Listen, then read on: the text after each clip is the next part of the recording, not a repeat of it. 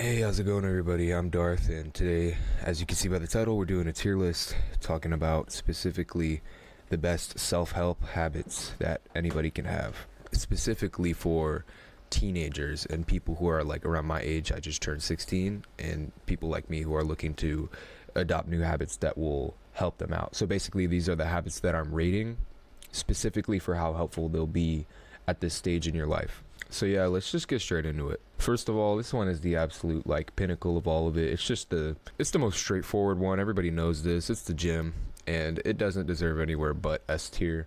And it's not just because of the body. A lot of people start because of the body and they want to get a better body and be more confident.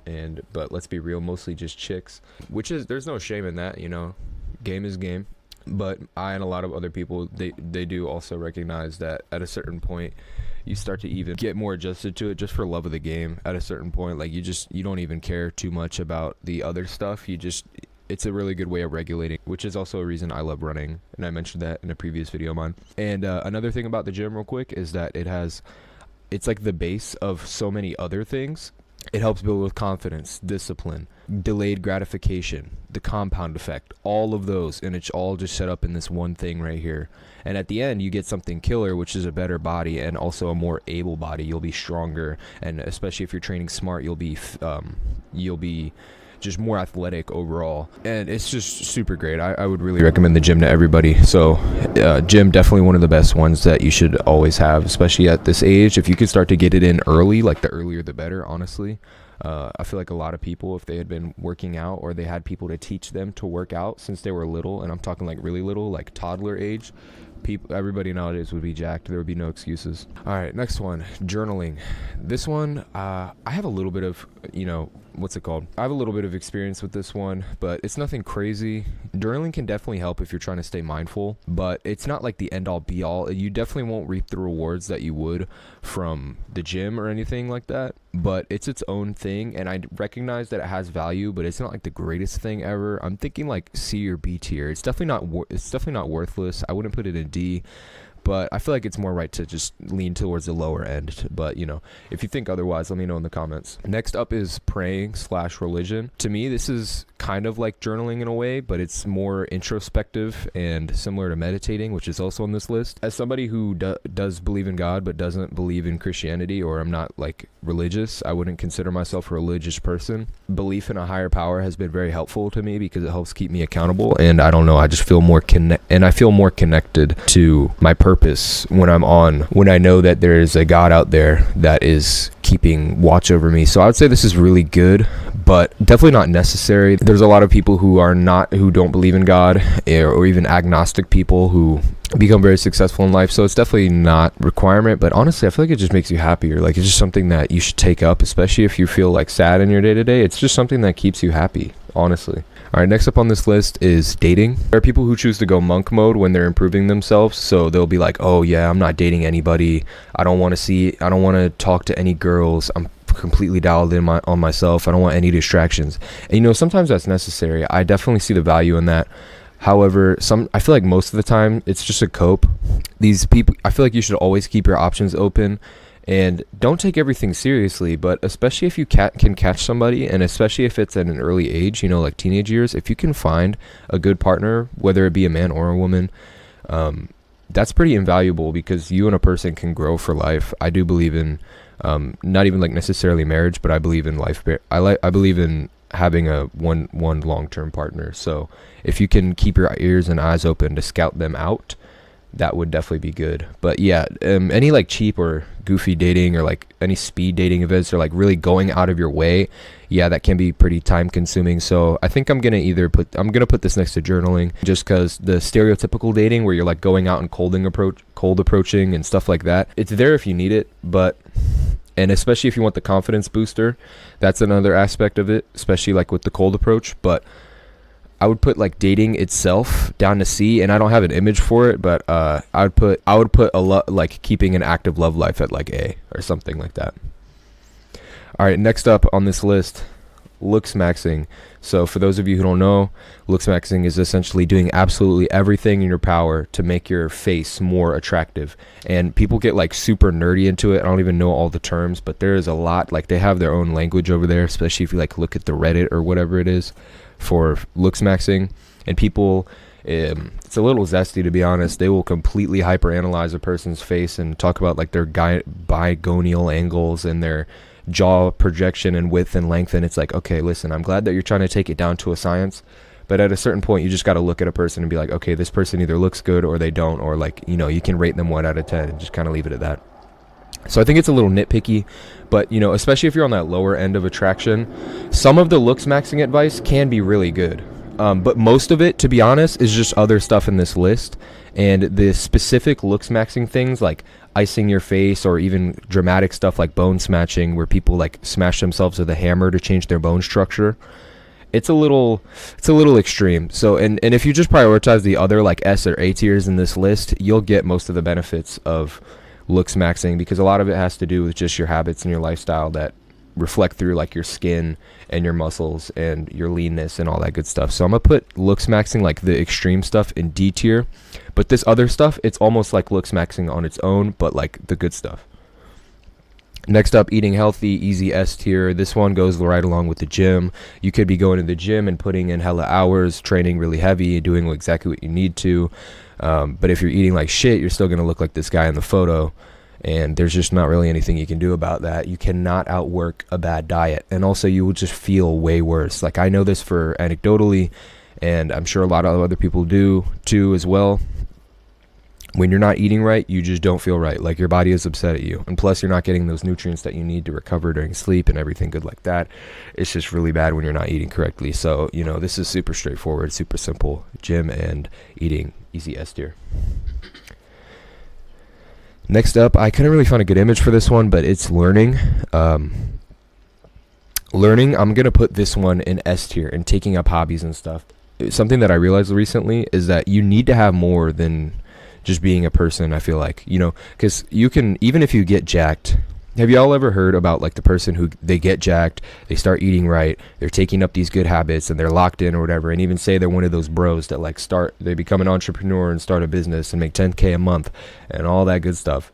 It doesn't really matter if they're boring, right? Like what if you're on a date with a girl, or you're hanging out with a woman that you like, and she's just like, oh, so what do you do? And you're like, I work. Well, sure, buddy, you work, but like, what else do? You know, you need to have a little bit of substance to your life. So that's why I'm putting this in S tier, and that's just learning, or more so like hobbies. Like if you take something out and you like pour hours into it, like think about, even if you may mog some dude, and by definition you're like a Chad who has his life completely grinded in, and you're like super looks maxed, and you look like this guy right here. If you're hanging out with somebody, even, and this could be guys, this could be making friends too. If they're like, hey man, what do you do? And you're just like, oh, I work, as opposed to the guy who may not look as good as you. You could be like a 9 and he's like only a 7. But he's pretty interesting, he's sociable, he has hobbies, and he's like, oh yeah, so me, you know, I play the guitar, I skateboard, etc. Things like that. It's just really important to have hobbies, and I'm also actually taking that up myself. That's partially why I'm doing this, but why I'm doing YouTube. I just feel like it's pretty important to be doing that stuff. So yeah, make sure you take up hobbies, guys, especially if you don't have any good ones already. All right, next up, walking. This is a great A tier. It ties into other exercise like the gym and stuff, but a lot of people do not walk enough. They would just live too sedentary. This is mostly like an American problem, but you know, ever since I got a Fitbit and I started tracking my steps, people do not walk enough, and people don't understand until they start tracking. Same kind of concept with food. People don't realize how much they're eating calorie wise until they start tracking it. People do not realize how little they're walking until they start tracking it. Like 10,000 steps a day. If you have a job, sure, yeah, that's really easily attainable, like a job where you have to be on your feet. But otherwise, if you don't, you will not get 10,000 steps unintentionally. It just doesn't happen. You have to be able to be intentional and do it, because it's so good for your body. And you know, walking is such a health marker, and it's just shown in people that if you walk correctly, you will be much healthier than somebody who doesn't. So I'm just going to leave it at that. Let's start to roll, and you know, let's speed it up and start to roll through this list kind of faster. It's getting late for me right now, and also I'm not trying to bore you all to death with this whole long tier list, so let's move on into this. And following that up, we have sports. So sports, I'm going to put that A. I would put it S tier, but this S tier is going to get a little bit crowded if I do that. And why are sports so good? Same kind of concept as walking and the gym. It keeps you active. It keeps you strong.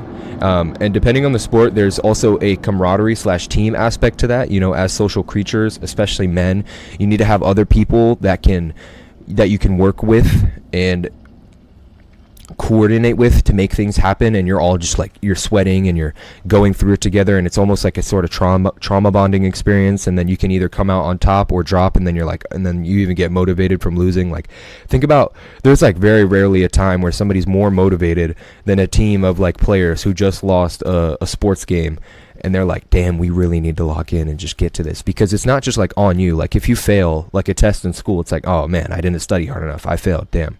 But if you fail a game and you were the reason, or like your team just wasn't good enough and you failed the sports game, it's like, man, we need to be better. We blah, blah, blah. It gives you more of like a tribe mentality, which is a good thing. And then also the opposite side of that coin, which is the healthy competitiveness and drive to take out other people that we don't really have a lot of today. I feel like it's almost like taken out of the school system / like just the first world country environment.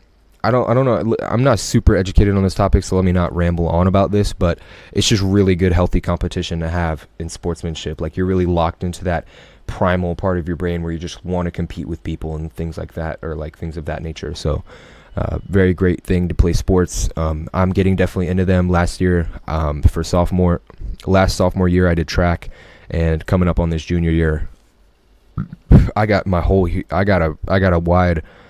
a long time ahead of me. I'm going to do football, wrestling, and outdoor track. That is, if I'm allowed to get on the team. But that's why I'm also grinding this summer, because I cannot take that as a no. And I'm going to just do what I can. I cannot be weak. I want to be strong. And it's something really chill. And it's not that deep, especially because it's high school sports, And I just want to be able to like tell my kids, like, hey, I did that. All right, next on, meditation. This one is kind of similar to praying, so I'll actually put it on the same level. These are like kind of hand in hand. Specifically praying, it's like a form of meditation, so it's more of like a broad spectrum. But meditation, pretty good. I would recommend that people meditate, especially if you are not like a crazy deep thinker like me. And I know there's other people on that out there who just are crazy overthinkers, and they chronically are just locked into that sort of thought pattern where I can't even like pick up my cup without thinking, oh, I wonder in an alternate universe. You know what I mean? Like, I'm just that level of overthinker. But especially if you're not very mindful of yourself, you should definitely pick up meditation. And then also, even if you are an overthinker, meditation is also, it's like a double-edged sword. It can help you to relax and slow down your thoughts as well, and it can help you get into, and overthinkers, now that I'm even talking about it, it's just helpful for everybody. I might even bump it up to A tier, because for overthinkers as well, it can help you really get into that flow state, or like reach your more emotional, subconscious, deeper levels that you're not really usually thinking about, because you're usually, when you're thinking active thoughts in the conscious mind, you're thinking like active thoughts that are like tangible instead of what your body is feeling and your emotions and stuff. So yeah, meditation is just a great tool overall. It could be an S tier. You could argue S tier, but I'm just leave it at A for now. All right, let's go. Last two, and this one is reading. I'm going to have to throw this one to S tier. I used to read so much as a kid, and I don't read as much now, and honestly, it's kind of lame. I'm definitely getting back into it. I've been working on reading the Bible and Vagabond, the manga, for any of you who know that, as well as Sun Tzu, The Art of War. And I know those are like kind of stereotypical books, but it doesn't matter. As long as you're reading, you could be reading the Hungry Caterpillar for all I care. It's just getting your brain moving. It's kind of like exercise, but for your brain. It just gets your brain thinking. And I feel like one of the best things about it is it's like kind of anti-brain rot. Because, you have to sit there in silence reading the book and like really just digesting the words that are coming from the page. It rebuilds your attention span, which is really great. But audiobooks are good too. And then obviously one of the greatest aspects of books, just period, is the fact that they're literally like thousands of years of knowledge of your forefathers and the people before you who could literally write lifetimes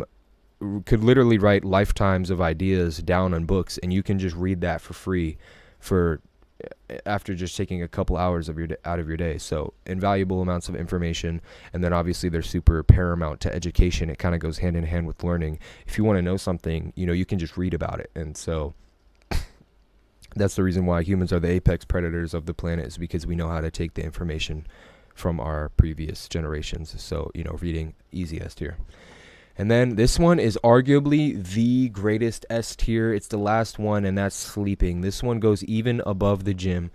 Nothing conquers sleeping. It is what makes it. It's what drives your growth, resets your willpower, regulates your body and your hormones. Literally, sleep health is linked to absolutely everything. If you sleep like shit, you will live like shit. I cannot stress how good sleeping is, especially as a teenager. If you have bad sleep habits or sleep hygiene, you could literally be losing a couple inches of height. Can you imagine that? Like, for those of you who like women and you love to date, women are brutal about height. And plus, it's just better because you're stronger and more intimidating the taller you are. So why would you actively give up those gains that you could be having? Like, especially as somebody who did not sleep a lot as a kid, I probably missed out on like 1 to 2 inches of height just because of that, because I was like pulling all-nighters, staying up until 4 a.m. It's so crazy. You have to be sleeping good. You need to. It's like not even a debate. It's not even up for debate. Like some of this other stuff on the list, I guess you could argue that you don't have to do it, or you could skip out on it. But good sleep, no, it's not even a negotiation. If you want to know more about it, just ask ChatGPT about all the stuff that sleep does. It's insane. But overall, it's just incredible. But yeah, that'll be it for this tier list. Let me know what y'all thought about this new video type. This is the first video I've really posted that's on like a computer and not me talking to the camera. It got kind of late today, and I just wanted something else that was, I feel like, quicker and easier to record. Required less setup. You know what I mean? But that's almost kind of a lie. I had to download all these images and stuff, but let's not talk about that. But yeah, essentially, this was my tier list. Thank y'all for checking by. This video is a part of the summer series, a project where I'm uploading 1 video per day for summer. And I'm very grateful that you made it to the end of the video. If you did make it this far, please drop a sun emoji in the comments. If you're able to do that, you can post emojis. Drop a sun emoji in the comments, and that'll let me know that you watched the end of the video, and I'm very appreciative of that. But yeah, that's about all I had to say. Should be dropping another regular video tomorrow, and I hope you have a lovely rest of your day. Bye-bye.